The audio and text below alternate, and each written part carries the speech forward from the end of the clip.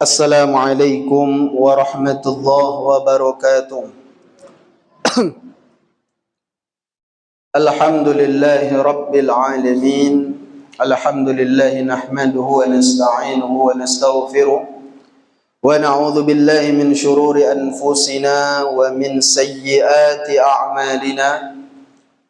Man yahdihillahu fala mudilla lahu wa man yudlil fala hadiya lahu. Asyhadu an la ilaha illallah wahdahu la syarika lah wa asyhadu anna sayyidana Muhammadan abduhu wa rasuluhu la nabiyya ba'da.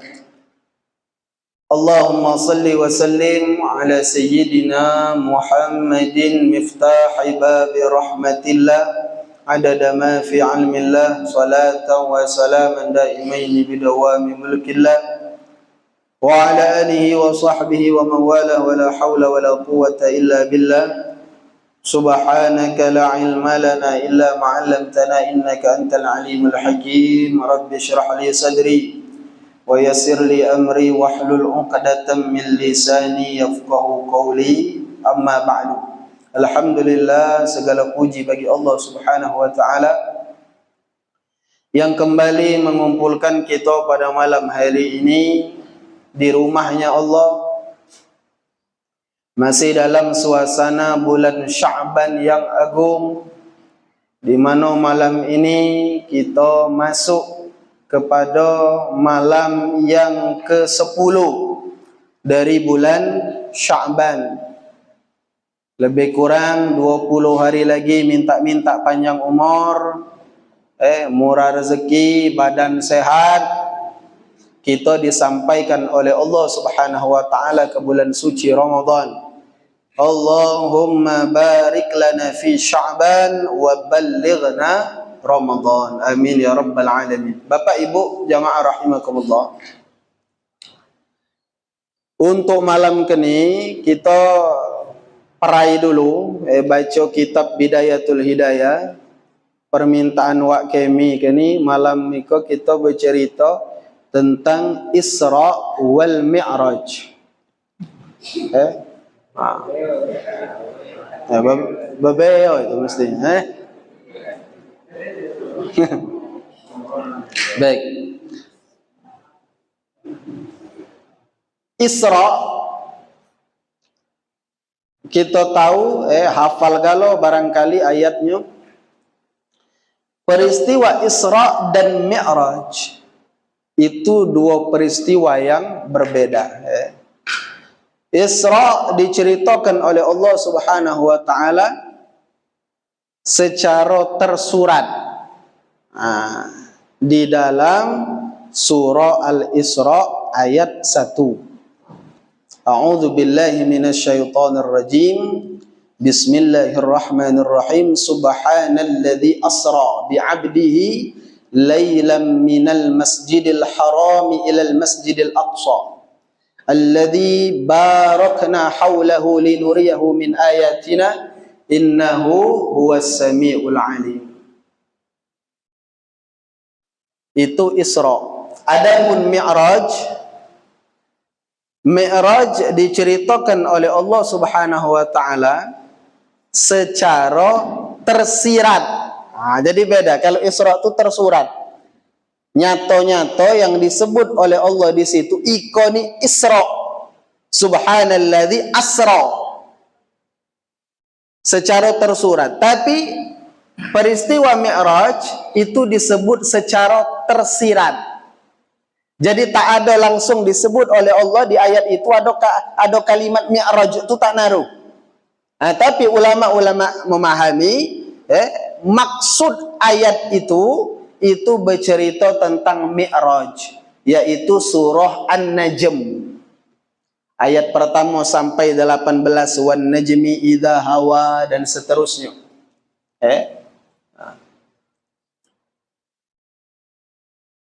Di dalam Al-Isra ayat 1,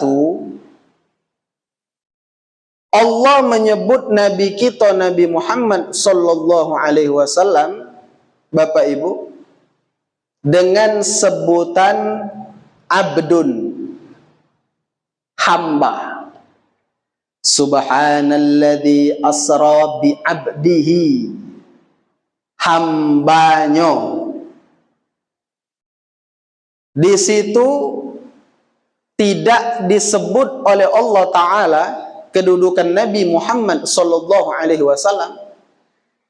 Tak ada disebut Maha Suci Allah yang telah memperjalankan nabinya. Tak ada disebut oleh Allah Maha Suci Allah yang telah memperjalankan Rasulnya. Tak ada juga disebut oleh Allah Maha Suci Allah yang telah memperjalankan kekasihnya. Tapi yang disebut oleh Allah Ta'ala Maha Suci Allah yang telah memperjalankan hambanya. Nah, kenapa di situ disebut hamba? Tak ada digelari Nabi di situ, Nabi, kekasih, Rasul, tapi disebut hamba.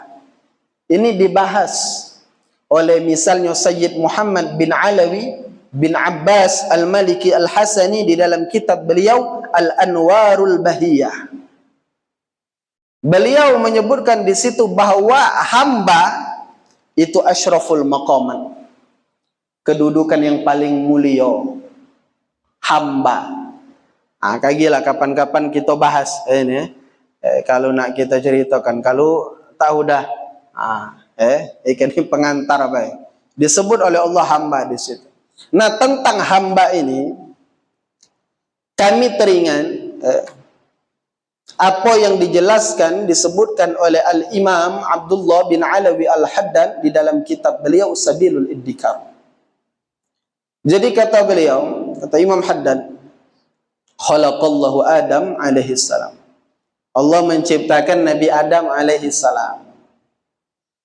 Wa awda'a dzurriyyata fi sulbihil mubarak. Wa awda'a dzurriyyata, dan kemudian Allah Subhanahu wa taala meletakkan adz-dzurriyyah. Dzurriyyah. Umatku dzurriyyah tu. Dzurriyyah. Dzurriyyah itu artinya keturunan. Dzurriyyah. Wa awda'a dzurriyyata, dan Allah meletakkan keturunan Nabi Adam.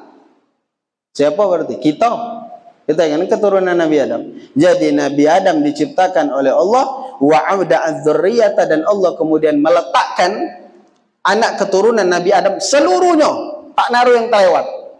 Seluruhnya fi sulbihil mubarak, di dalam sulbinya yang berkah. Sulbi Nabi Adam.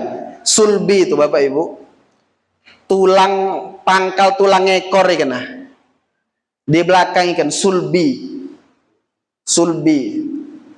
Jadi kaki ketika kita ikan mati, kan hancur badan ikan ni, hancur badan. Masuk ke kuburan. Galonya binasa galo, musnah. Nak sulbi ke ni, tulang ke ni ndak hancur. Tak ada hancur, cuma kecil. Saking kecilnya kita tak kelihatan. Tak ada hancur. Ngapa itu ndak dihancurkan oleh Allah? Sengaja. Itulah bibit manusia. Bibit manusia. Jadi kaki pas nak kiamat kaki, Bapak Ibu rahimakumullah, kita ni hujan. Ada hujan sebelum kita ni dibangkitkan, niup trompet kedua, malaikat Israel itu, Israfil meniup sangkakala. Sebelum dia niup yang kedua itu, kita ni hujan deras di bumi ini. Yang air hujannya itu minta maaf berupa air mani. Air mani. Nah, air mani itu nyirami bibit tadi. Bibit tadi. Disiram, maka kita akan tumbuh pecak kobis lagi disebut. Dalam kitab disebut pecak kobis. Jadi itu tuh bibit kita. Nah, ternyata ketika Allah Subhanahu wa taala pertama kali menciptakan Nabi Adam alaihi salam, bakal kita ikoni, bibit kita ikoni lado galo. Di mana? Wa auda'a dzurriyyata fi sulbihil mubarak. Disebut dilepakkan di sulbinya Nabi Adam. Kali kita hubungkan ini dengan Isra wal Mi'raj. Disimpan di situ Kemudian waqad istakhrajallahu hadhihi dzurriyyata min zuhri Adam. Kemudian punggung kita ini ditepok, terkeluar galo bibit calon bakal manusia kita galo-galo ikan terkeluar galo, tak naruh yang ada galo kita di masjid kan ada galo waktu itu ikan nih kapan kejadian ikan nih di zaman yang azali, itu zaman dabila nih kita kelom ada zaman dulu lama keluar galo kita ikan ba'daan auda'aha fihi, setelah sebelumnya dititipkan di sulbi itu. Hina akhrajahum daf'atan wahidah. Keluar kita kan sekaligus tompak berderau. Keluar. Nah, ngapa kita dikeluarkan oleh Allah? Kita ikan ni dikeluarkan galo oleh Allah li akhdhil mitsaqi alaihim, untuk diambil perjanjian. Jadi kita kan lah pernah galo berjanji ibarat betekinan telah sudah. Kapan dulu di zaman azali cuma tak terkenang. Nah, maka kaki dikenangkan lewat apa? Lewat Isra wal Mi'raj. Dikenangkan bahwa kita ni pernah berjanji, pernah berikrar apa? Bil ikrari bil wahdaniyati war rububiyyati. Berikrar tentang keesaan Allah Subhanahu wa taala dan bahwa Allah adalah Tuhan. Pernah galo kita bersaksi. Berarti iman kita galo-galo bukan cuma orang Islam. Orang Kristen keluar waktu itu bersaksi, orang Yahudi bersaksi, segala orang. Tak naruh satu pun manusia yang luput, seluruh bakal anak keturunan Adam diambil janji oleh Allah Subhanahu wa taala. Wa dzalika bi Nu'man, dan itu terjadi di sebuah tempat yang bernama Nu'man. Namanya tempat kita berkumpul dulu. Kita kan jadi sebelum dibekal bertemu bila ni. Di mana? Bin Nu'man, di sebuah tempat yang bernama Nu'man. Di mana Nu'man itu? Wadin qaribun min Arafah, di sebuah lembah yang dekat dengan padang Arafah. Di Parawi itu jadi. Jadi termasuk orang wukuf di Arafah tuh juga mengenangkan perkumpulan itu. Dulu labilan latar so kita berkumpul biko itu reuni. Berkumpul pula. Di mana Allah Subhanahu wa taala menjelaskan kejadian ini? Kama warada dzalika fi qoulihi ta'ala, Allah menjelaskan itu di dalam surah Al-A'raf ayat 172. Apa bunyinya? A'udzu billahi minasyaitonir rajim. Wa idz akhadha rabbuka min bani adama min zuhurihim dzurriyyatahum wa ashhadahum ala anfusihim alastu bi rabbikum qalu bala syahidna. Jadi uji Allah baik itu manusia itu kami keluarkan dari punggungnya, punggung Nabi Adam, kami mintai kesaksian setiap masing-masing dari mereka. Allah bertanya, alastu bi rabbikum, apakah aku Tuhanmu? Kita galo-galo nyawab, qalu bala syahidna, benar ya Allah engkau adalah Tuhan, syahidna, dan kami bersaksi galo kita. Nah kemudian Bapak Ibu setelah kita bersaksi galo, kataba alaihim bihi kitaban, persaksian kita tadi disimpan oleh Allah dalam satu kitab. Kira-kira sertifikat kita lah bertekinan tadi, berikrar tadi, kitabnya itu dibuat oleh Allah di dalam satu kitab. Kemudian kitab tersebut wa alqamahul hajarul aswad, kitab itu disimpan oleh Allah di dalam hajarul aswad, Nah dari sikolah kita tahu wa dzalika makna qaulil mustalim lil hajari 'inda tawafi bil baitil atiq.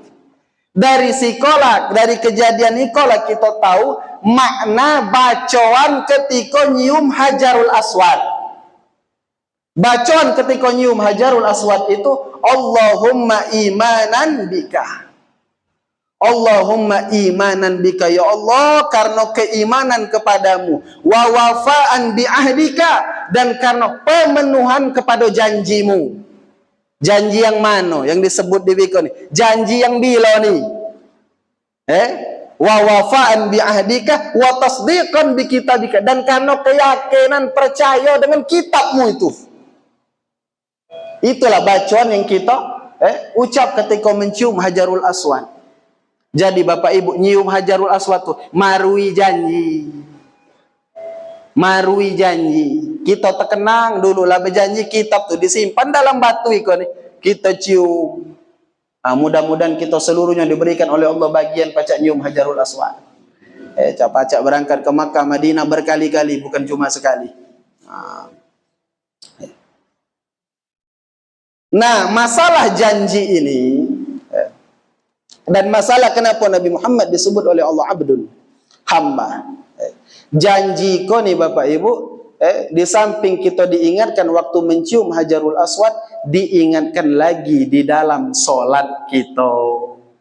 Semayang kita yang mana perintah solat diturunkan oleh Allah Subhanahu wa taala di malam Isra wal Mi'raj. Dang mayang kita, inna salati wa nusuki wa mahyaya wa mamati lillahi rabbil alamin. Sesungguhnya salatku, matiku, ibadahku, hidup apa? Sesungguhnya salatku, ibadahku, hidupku, matiku lillah, cuma untuk Allah. Berarti kita diciptakan oleh Allah, ini hidup ini tak naruh tujuan lain. Ngapa? Nak semayang. Itulah tujuan hidup ikan. Tugas utama, wa ma khalaqtul jinna wal insa illa liya'budun. Tidaklah aku ciptakan jin dan manusia, kata Allah, kecuali untuk tujuan menyembah Allah. Terkenang kita dang inna salati, maka diresapin ya Bapak Ibu. Ketika inna salati wa nusuki wa mahyaya wa mamati lillahi rabbil alamin. Kemudian kapan lagi kita diingatkan akan janji itu? Ketika baca suratul Fatihah, ketika sampai pada kalimat iyyaka na'budu wa iyyaka nasta'in, hanya kepadamu kami menyembah dan hanya kepadamu kami minta pertolongan. Dikenangkan lagi janji itu. Janji yang sudah pernah kita ucapkan. Maka Bapak Ibu, aku merging kalau dengar orang maco talqin itu. Kita ditalqin itu disebut ya Abdullah, wahai hamba Allah. Wow, tinggal kalau jabatan tak naruh, wahai anggota DPR, wahai presiden, tak naruh lagi, wahai kades, wahai hamba Allah. Seluruhnya hamba Allah. Nah ini balik lagi, kenapa Nabi itu disebut abdun di malam itu? Wahai hamba Allah, kan kurang lebihnya arti nalkin kan itu, ingatkah engkau dengan kalimat yang sudah mendarah daging? Merging Bapak Ibu aku kalau dengar orang ngamanmu itu. Maka aku termasuk salut. Ada orang nalkin kan masih pacaknya renging nyekakak nyekikik itu. Komano? Payu jadi tak tertican bahasa Arab lah dibuat bahasa diri. Masih, pecah dia tedang mentenda bakal mati. Aku merging, budak itu nalkin kan, yang mati itu Bapak Ibu terdengar. Ditalkinkan tuh terdengar. Memang talkin itu pacak buat orang mati itu jadi mantap. Makanya dianjurkan yang nalkin itu orang yang memang punya kedekatan dengan mayit itu. Kenapa? Lebih mudah diterima oleh mayit omongan dia tadi. Maka termasuk kami sering menyampaikan kegagalan bagi orang tua Bapak Ibu. Merasa gagalnya kita sebagai orang tua. Dan kematian itu naruh anak banyak jantan. Oh, naruh anak banyak jantan tadi. Kapok apan mati seorang. Tak baca diaso kan? Yang ngimami, yang mayangkan tuh orang lain. Yang nalkinkan tuh orang lain. Di situ orang tua merasa gagal. Oi, gagal aku jadi orang tua. Tetangis bapak ibu mayit itu cuma tak baca kita melihat.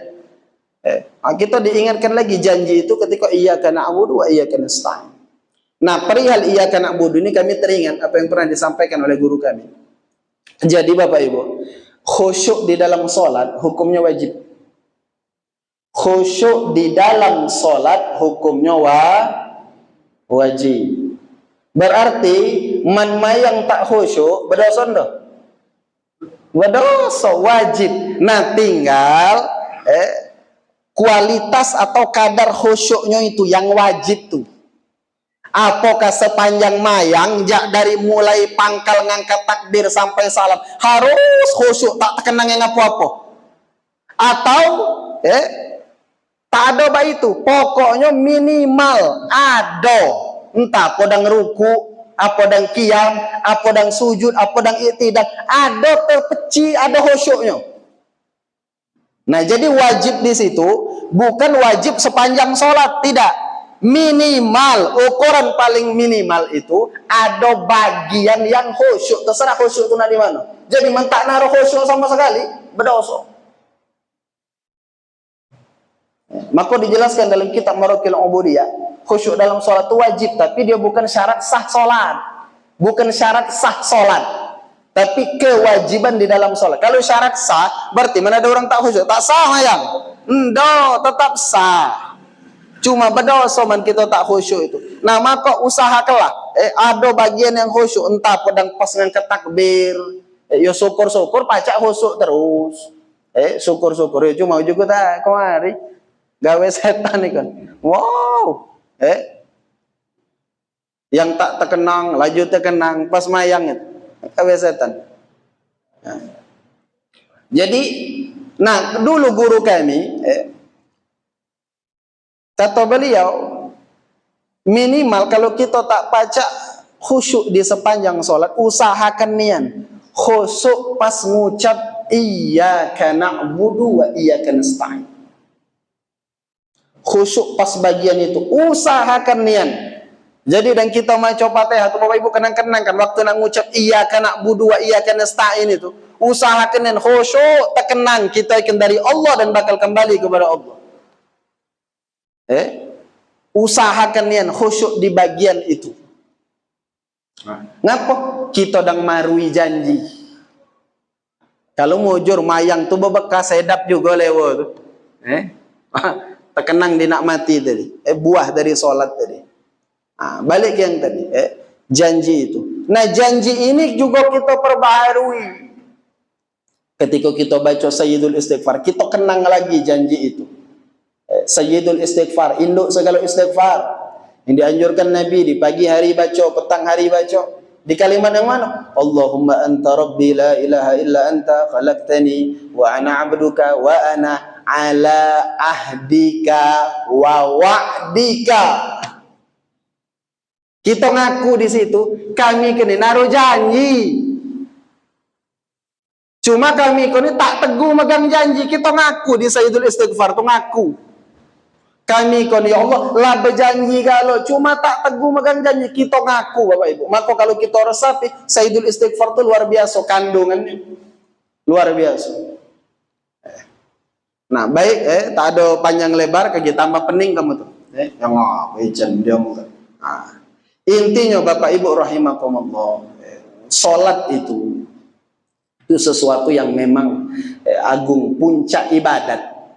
Kita disuruh ibadah tadi, yang berjanji tadi, disuruh ibadat, nunggu dunia kena ibadah yang paling pokok tuh mayang itulah. Ya banyak ibadat tuh, cuma induk ibadat tuh mayang. Maka man mayang iko tak beres, segalanya tak beres. Maka kita nak serius urusan mayang. Jangan kita remehkan. Nah, terutama di sini kami ingin menyampaikan nasihat Imam Haddad bagi orang yang tentang mayang ini.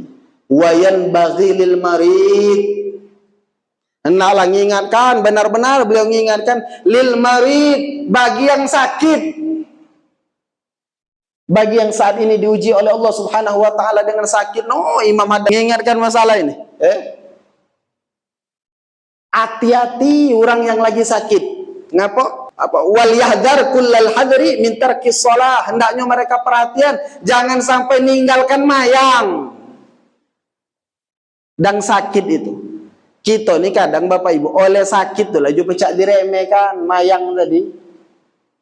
Dahulu lah dan sakit janda kendang tak kau kalau Tuhan tuh terti lah. Oh terti mama. Jangan candi surga. Ngomong rengan lah Tuhan tuh kalau terti lah. Ikon diingatkan Imam Haddad, orang yang sakit tuh hati-hati mayang, hati-hati awas, jadi beliau. Karena banyak kita nih oleh sakit itu udah mayang.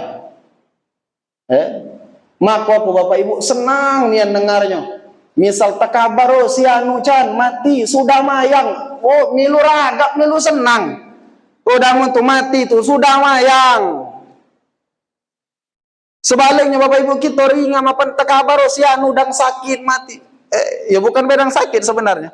Si anu mati ngejut misalnya. Oh kita lah sudah mayang. Lah sudah mayang. Kita nih jangan membohongi diri kita Bapak Ibu. Kadang uji kita, lemaknya kan si anu tuh mati dan senyum tercengeh. Husnul khotimah misalnya. Sedangkan tahu orang tuh sepanjang sakit tuh ndak mayang. Tahu segala anak pengohong. Ngeri. Maka disikoni diingatkan beliau, hati-hati orang yang lagi sakit, hati-hati. Nah, ngapa cenderung orang yang lagi sakit meninggalkan mayang? Wal yusalli ala hasabi halihi, maka hendaklah dia mayang sesuai dengan keadaan dia. Qa'idan, apa dia duduk, au muttaji'an, atau dia berbaring, au kaifa amkanahu, atau ya bak mana ke posisi yang dia baca? Nalentang, tak baca nalentang. Main mata. Main mata no, ngerakkan mata. Yang badan tak baca lagi bergerak. Mata tu lah lagi baca bergerak no. Berisyarat dengan mata. Soal lagi ruku, lagi sujud. Tak baca main mata, maya apa? Makayati itu maksudnya mayang dengan hati itu dibayangkan baik. Seolah-olah dan mayang. Artinya orang tuh masih sadar, masih narwakal. Cuma nak bergerak tuh badan kita tak baca lagi. Masih ada akal. Contoh kau mayang kan tuh tak baca, ulah mati. Mentak kau mayang kan lagi tak baca, lah mati orang itu. Mentak lah mati, mentak dan koma, ya tak sadar berarti. Tak sadar, ya dia yang tak sadar. Donian wajib mayang. Melagingan wajib mayang. Maka disiko diingatkan oleh Imam Haddad, wala yakhtimu amalahu bil ida'ati li'imadiddin. Jangan sampai orang yang sakit itu mengakhiri hidupnya, mengakhiri amalnya bil ida'ati li'imadiddin, dengan mengabaikan, menyepelekan imaduddin, tiang agama. Yang apa tiang agama? Alladhi huwas shalah, itulah mayang. Maka beliau melanjutkan, wayan bagi liman hadarahu, maka hendaklah bagi yang hadir saat itu keluar min ahlihi, keluarganya yang lagi dengan orang sakit tuh, yang nyengok ni baik min ahlihi, keluarganya, wa ashabihi, kanco-kanconya, sahabatnya, an yuhithuhu ala dhalik, mendorongnya agar sholat. Nah perhatikan kita, kalau nyengok orang mati itu Bapak Ibu tanya keluarganya, lah sudah mayang. Lah sudah, kita ni apa? Iya, sesama kita kena saling kenang kan? Wa yu'awinuhu, saling tolong, wa yudzakiruhu bihi, saling mengingatkan akan perkara itu. Ini termasuk adab nyengok orang sakit. Nyengok orang sakit itu di samping kita mendoakan dia, diingatkan keluarganya, diingatkan orang sakit, mayangnya kesian anu kan bak mano. Maka aku senang nih, apa ada orang bertanya, Can bak mano umakku tuh sakit itu, bak mano dia main tuh, aku senang Bapak Ibu. Ngapa artinya tuh ada perhatian. Bak mano nasib mayangnya iko nih, bak mano cara mayangnya. Mayang nih pokok. Maka usahakan kan kita sama-sama saling ingatkan perihal sholat ini, terutama bagi mereka yang sedang sakit. Nah, jangan sampai akhir hayatnya tuh ndomayang. Ya cuma kita jangan Bapak Ibu ikan bukan bakal nganukan orang. Oh can si anu tuh suul khotimah. Ya ndong tak usah nganukan orang ikan agar merenung seorang-seorang. Kena agar merenung seorang-seorang. Ya Allah mayang nak dijagonian.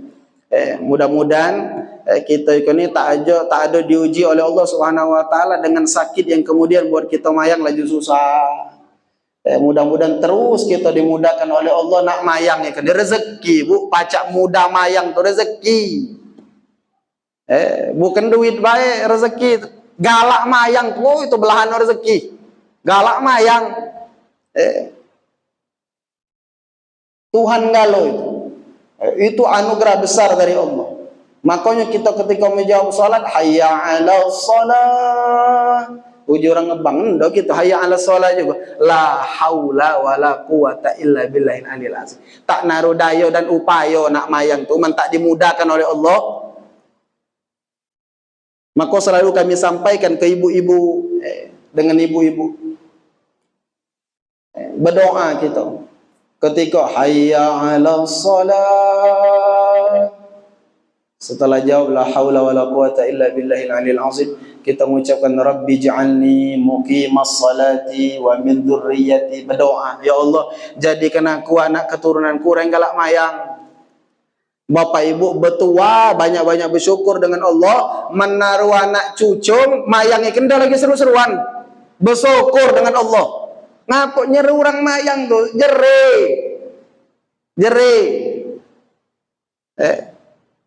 maka momentum Isra wal Mi'raj ini hendaknya menjadi perhatian bagi kita untuk perhatiannya dengan urusan mayang. Jangan kita sepelekan urusan mayang. Dan selalu kami sampaikan jangan cuma terbatas kita memastikan orang-orang yang ada di bawah tanggungan kita itu ngerjakan mayang. Jangan sampai di situ. Periksoi dia mayang tuh benarlah nian mayang tuh. Benarlah kalau mayang-mayang baik kita nih kan ya minta maaf banyak tuh belajar mayang tuh bacoan mayang gerakan apa bacoan mayang ngapal bacoan mayang Fatihah aja kita benari patahnya benar Fatihah itu rukun tapi bukan Fatihah baik nak dipelajari kalau takbiratul ihram itu ada hukumnya takbiratul ihram yang benar tuh bak mano di dalam kitab Safinatun Najah 16 Bapak Ibu syarat sah takbiratul ihram bak mano cara nyebut huruf nak tahu beda ain dengan hamzah beda sin dengan sod tak wajib salah tak sah dan bukan cuma itu tadi takbiratul ihram yang benar tuh bak mano ruku yang benar tuh bak mano i'tidal yang benar tuh bak mano jadi tak naruh perkara yang kita lebih serius dari mayang di dunia kan perkara yang kita harus paling seriusnya urusan mayang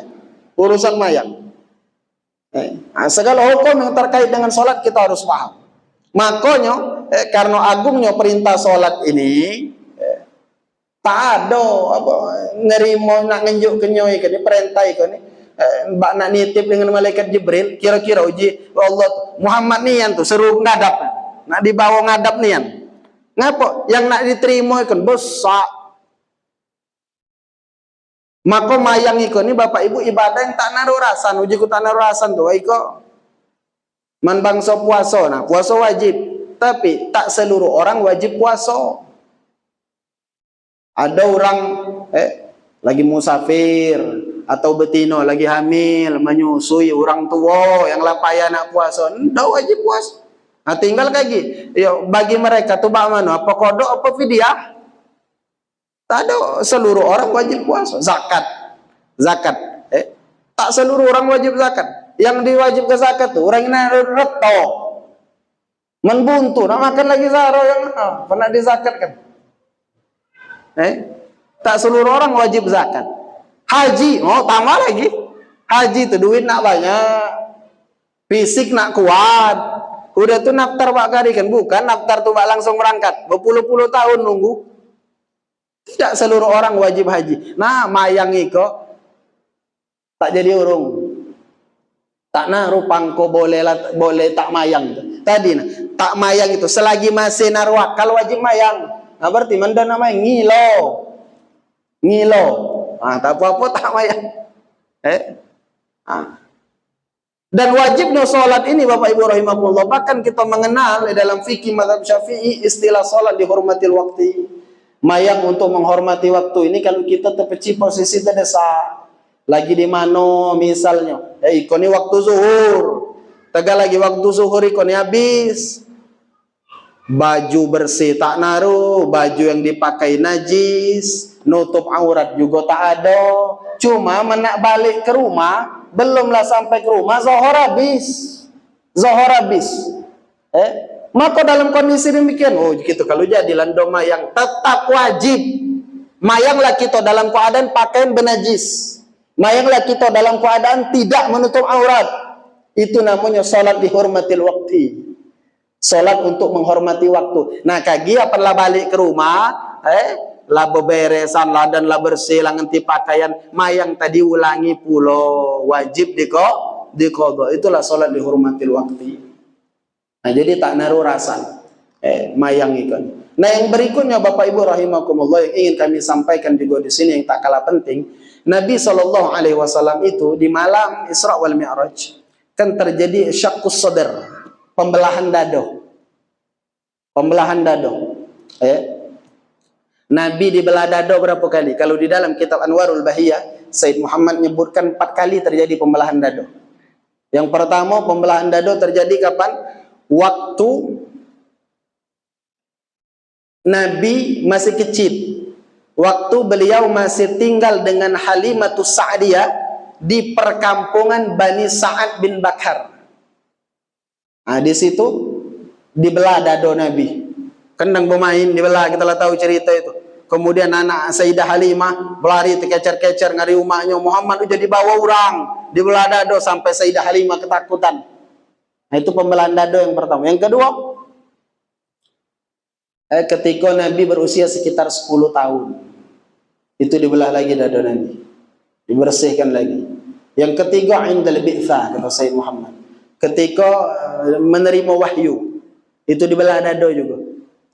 Dan terakhir yang keempat, Lailatul Isra, di malam Isra, dibelah kan dado Nabi. Nabi itu dijemput oleh malaikat Jibril, nak diajak Isra Mi'raj itu di mana? Masih terkenang. Lagi di mana Nabi? Di Hijr Ismail. Lagi di Hijr Ismail, lagi bersandar di Hijr Ismail.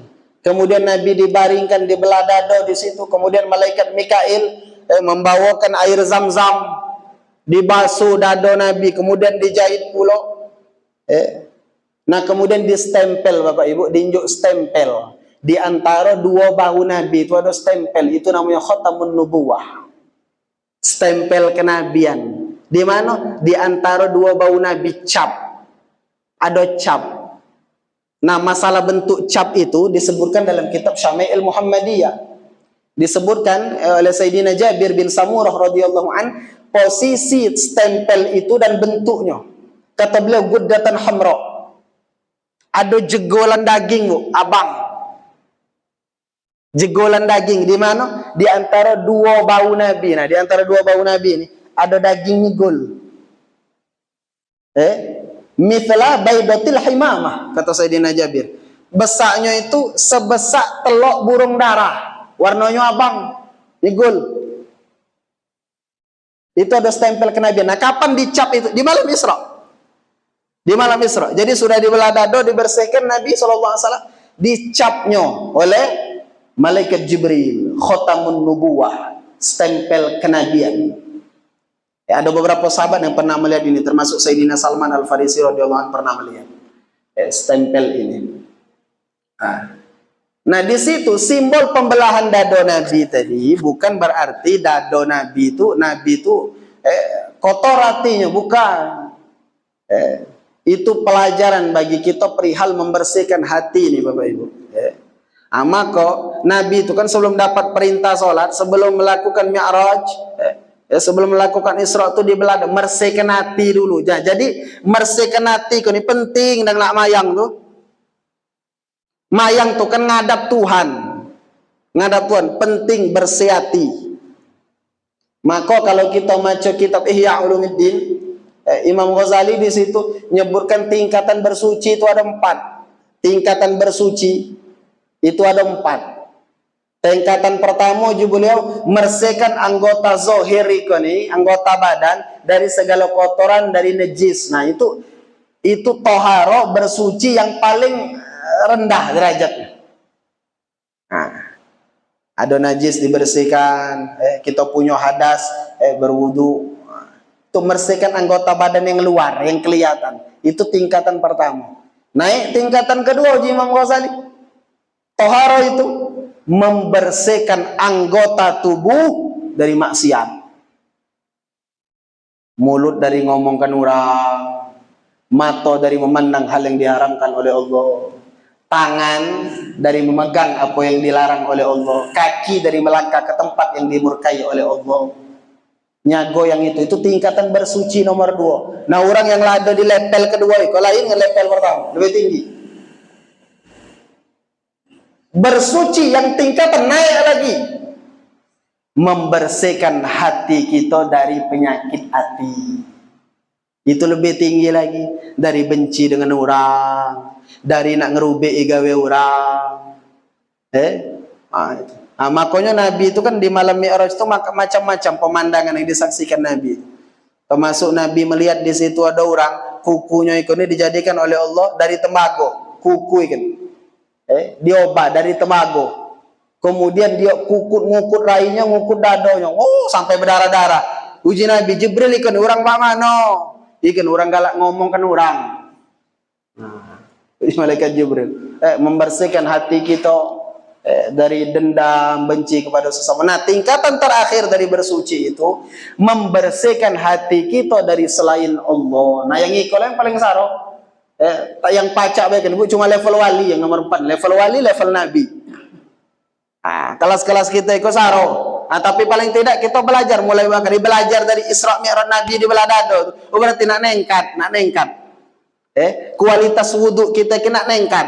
Kualitas wudhu ini berpengaruh ke kemayang. Maka hati kita dibersihkan. Uji Imam Ghazali, orang bersuci yang benar itu pecah ngepok nih. Ini Imam Ghazali, ujuk berarti ada nih di Bitu tempat Imam Ghazali. Dia tak baca, beliau menyebut dalam kitab Ihya. Jadi 4 tingkatan itu juga beliau kan niat itu sampai kita bertemu isinya tuh 4 yang nak dibongkar tuh. Pertama kulit yang luar itu, nah dibuka kan? Sudah dibuka, kemudian bertemu yang nyerabut-rabut itu. Yang apa? Sabun. Dicabut sabut tuh. Sudah tuh belum pula ada yang keras itu. Saya dibuka keraslah 3 kali, baru yang keempat bertemu ke niat tuh. Nah, itulah tingkatan bersuci itu Imam Ghazali. Jadi kita berusaha, mudah-mudahan kita pacak nengkat terus. Dan tadi Bapak Ibu pesan penting Isra wal Mi'raj ini, jago mayang. Dan kita nak bersegian, nak saling berjago sesama kita ikan. Sesama isi rumah, nak saling segik, saling ingatkan dan nak sabar, jangan longo. Mengingatkan orang mayang tu jangan longo. Kita kaki bakal diminta pertanggungjawaban oleh Allah Subhanahu wa taala. Barangkali itu baik. Wak kami. Wak kami kan tak singgungkan urusan mayang ini. Hikmah dari Isra wal Mi'raj ini. Itu baik. Barangkali wallahu a'lam bishawab.